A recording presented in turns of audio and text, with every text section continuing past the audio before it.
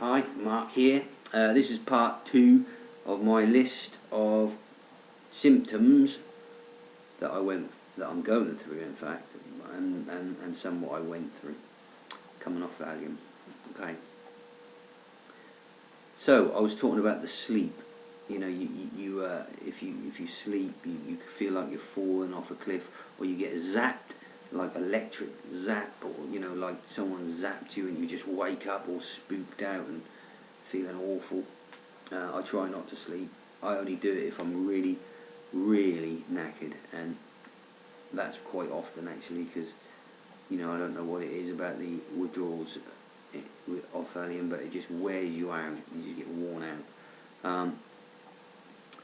So some of the other things, joint pain and back pain and neck pain from tension, from whatever tension your brain is producing, that tension, it's just making, I've often had my shoulders right up, and the tension in the back and joints, back pain, your nerves, you get trapped nerves. I think your nerves swell up and they get trapped easily or something. Grinding teeth, just, you end up with headaches and jaw aches from, anxious grinding,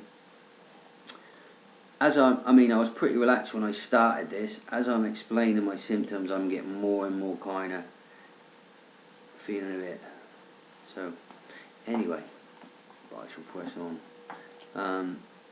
Alright, I want to talk about the depression part. So you're on a seesaw, anxiety and depression. And when you're really anxious, then you get really depressed, and then you get a bit of both, depression, and then you're just bouncing from one to the other, and it is awful. It's an awful seesaw ride. So with the depression, you get all the things that you get when you're depressed, and they are, you get massive fatigue. You're so unenthusiastic. You don't want to do the things that you like. Sexual dysfunction, too emotional, and also detached from your emotions. Like you don't know how to feel, or you should feel like this, and you don't. You feel something different. That's pretty bizarre. You want to just give up, curl up and lay there and do nothing. Awful. And I was never like that. Never been like that. I've took stuff and I've been depressed, but I've never been like this is done. Okay. Yeah, so your mind, you can't solve problems, and it's like you're thinking through thick soup, and you're walking through thick soup. Awful. What else here? With negative thoughts. You kind of the television stuff on the television disturbs you. Even just normal stuff, you find things about it that disturbs you. You get sort of affected. Oversensitive and affected, and negative about people and what they're like, and stuff like that. And you're battling every day the same thing every day, which is 10 months now. Same deal, same battle every day. Thoughts are negative about yourself, about how you look and how you are and how you act. I'm getting to the best bits. This is kind of, getting there. So then you got one of the really hard things to deal with in Valium withdrawals or Benzo withdrawals is the psychological and thought stuff. That's really, really hard, because your body can be so affected by your thoughts, and if your thoughts are wrong, you go wrong a bit. And like I said, the perception of self, the perception of your surroundings are distorted. Intrusive thoughts and memories. You've got voices of arguments and in your thoughts, not the voices. You can't hear the voices, but you play these over and over. You get obsessive. You get a lot of people get this, and I get this really bad. And there's a running commentary of what you're doing. Often in a you know, can be a little bit you know, you know, I'm sitting here now, you know, it's hard to explain, but basically you are giving yourself a running commentary of what you're doing, which you end up becoming self-obsessed and compulsive and obsessive and compulsive about yourself, you know, and that can get feel like you're being watched, worried about the what ifs. You do a lot of what if this and what if that, and you know, you get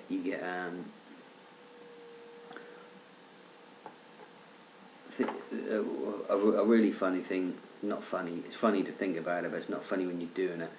Is you can you get this sort of, you're really critical and you analyse things and you question, and you not only do you question, but you question the questions, and then you question why you're questioning the questions, you know, just too much thinking, you know, thinking too much.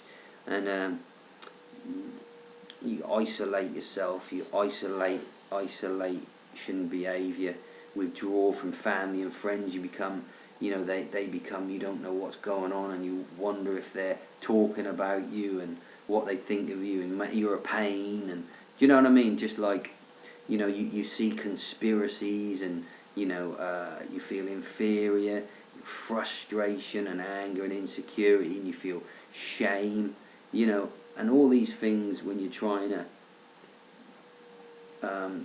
communicate, I suppose, or just be around, you know, you become uncomfortable and worry, and